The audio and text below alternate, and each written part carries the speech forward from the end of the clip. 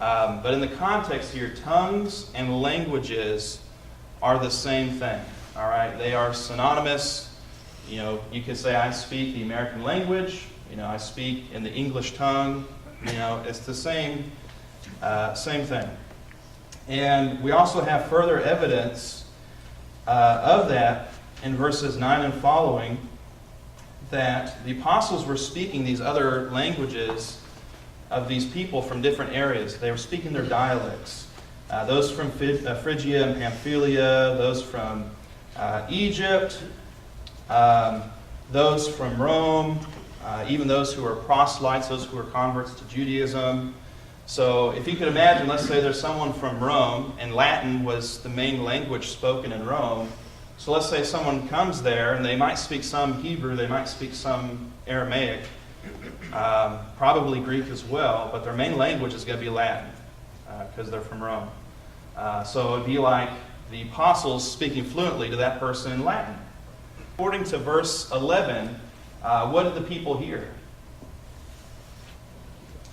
Message in their own language. Okay, and what was that message? What did they say? Wonderful works of God. The wonderful works of God, all right? So the language, whatever language it was that the apostles were speaking, they understood it.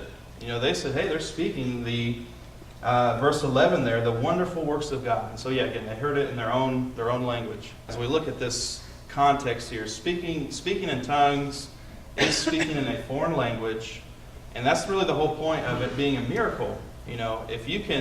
If the apostles here could speak in a language they had never studied before and speak that fluently to someone in a way that they understood it, that's a miracle.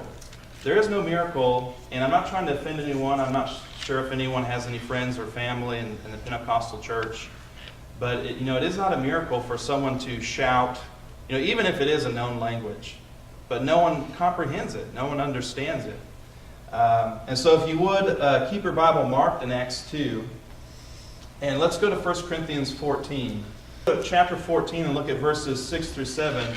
Paul talks about the use of speaking in tongues. And I believe what he reveals here shows that the apostles were using tongues in the right way.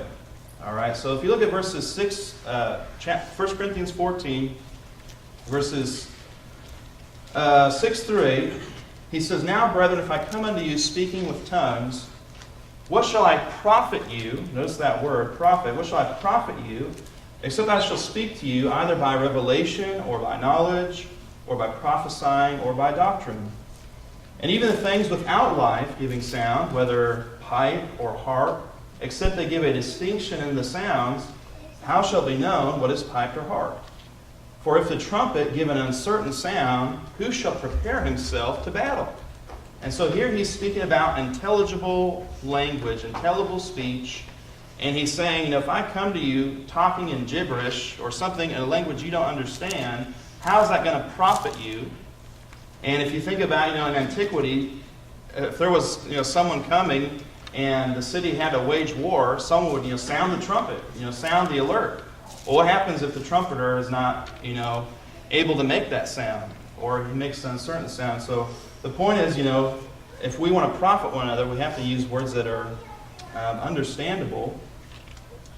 And he goes on to say in verses 10 and following, he says, "There are, and may be, so many kinds of voices in the world, and none of them is without signification.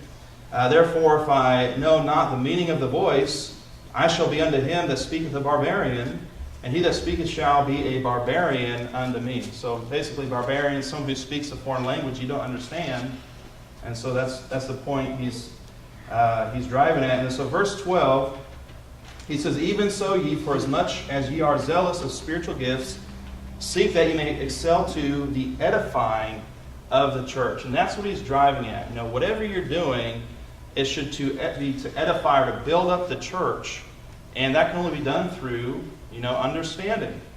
And then, I know I'm kind of skipping around and going through this quick, but if you look at verse 26, the very end of verse 26, again he repeats this. He says, "Let all things be done unto edifying." And then verse 27, and this is specifically regard to the use of tongues, the use of the miraculous ability to speak in a foreign language, he says in verse 27, if any man speak in an unknown tongue, let it be by two, or at the most by three, and that by course, and let one interpret. And then it says in verse 28, if there be no interpreter or translator, let him keep silence in the church, and let him speak to himself and God.